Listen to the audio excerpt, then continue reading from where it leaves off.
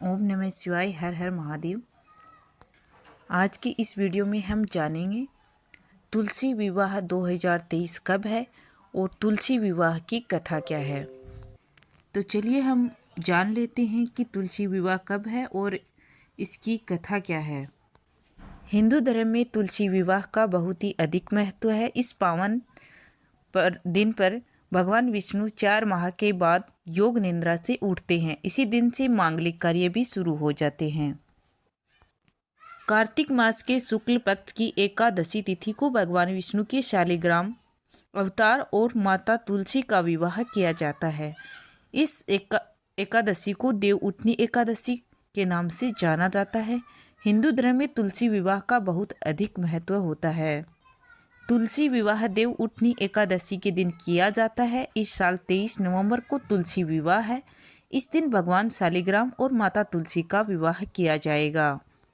तुलसी विवाह की कथा क्या है। एक बार शिव ने अपने तेज को समुद्र में फेंक दिया था।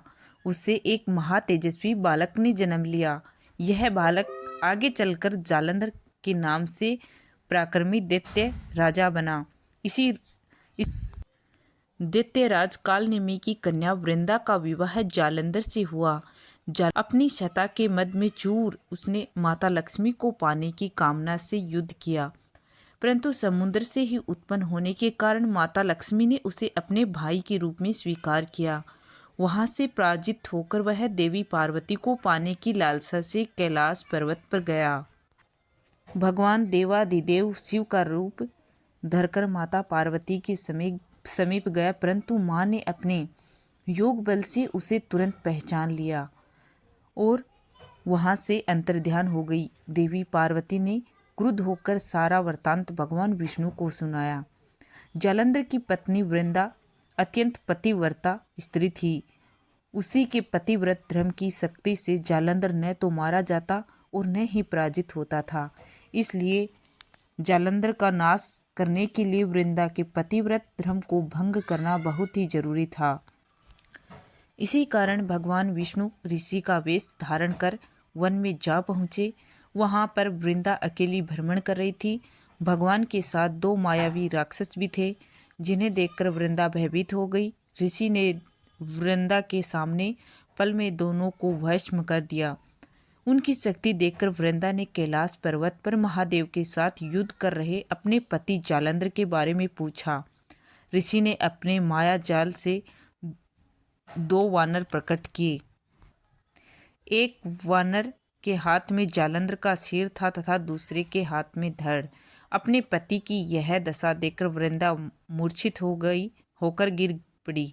होश में आने पर उन्होंने ऋषि रूप भगवान से विनती की कि वह अपने पति को जीवित करे। भगवान ने अपनी माया से पुनः जालंधर का सिर धड़ से जोड़ दिया, परंतु स्वयं भी वह उसी शरीर में प्रवेश कर गए। वृंदा को इस छल का तनिक भी आभास न हुआ। जालंधर बने भगवान के साथ वृंदा पतिव्रता का व्यवहार करने लगी, जिससे उसका सतीत्व भंग हो गया। ऐसा होते ही वृंदा का पति जालंधर युद्ध में मारा गया।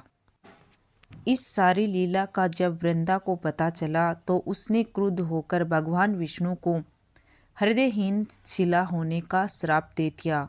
अपने भक्त के श्राप को भगवान विष्णु ने स्वीकार किया और शालिग्राम पत्थर बन गए। सृष्टि के पालनकर्ता के पत्थर बन जाने से ब्रह्मांड के असंतुलन की स्थिति हो गई। यह देखकर सभी देवी देवताओं ने वृंदा से प्रार्थना की वह भगवान विष्णु को श्राप मुक्त कर दे। वृंदा ने भगवान विष्णु को श्राप मुक्त कर स्वयं आत्मदाह कर लिया। जहाँ वृंदा भस्म हुई वहाँ तुलसी का पौधा उगा। भगवान विष्णु ने वृंदा से कहा, वृंदा, तुम अपने सतीत्व के कारण मुझे लक्ष्मी से भी अधिक प्रिय हो गई हो। अब तुम तुलसी के रूप में सदा मेरे साथ रहोगी। तब से हर साल कार्तिक महीने के देव उठनी एकादशी का दिन तुलसी विवाह के रूप में मनाया जाता है। जो भी मनुष्य मेरे शालिग्राम रूप के साथ तुलसी का विवाह करेगा, उसे इस लोक और परलोक में विपुल यश प्राप्त होगा। जिस घर में तुलसी होती है वहाँ यम के दूत भी असमय नहीं जा सकते। मृत्यु के समय जिसके प्राण मंजरी रहित तुलसी और गंगा जल मुख में रहकर निकल जाते हैं, वह पापों से मुक्त होकर वैकुंठ धाम को प्राप्त होता है। जो मनुष्य तुलसी व आंवले की छाया में अपने पितरों का श्राद्ध करता है, उसके पितृ मोक्ष को प्राप्त हो जाते हैं।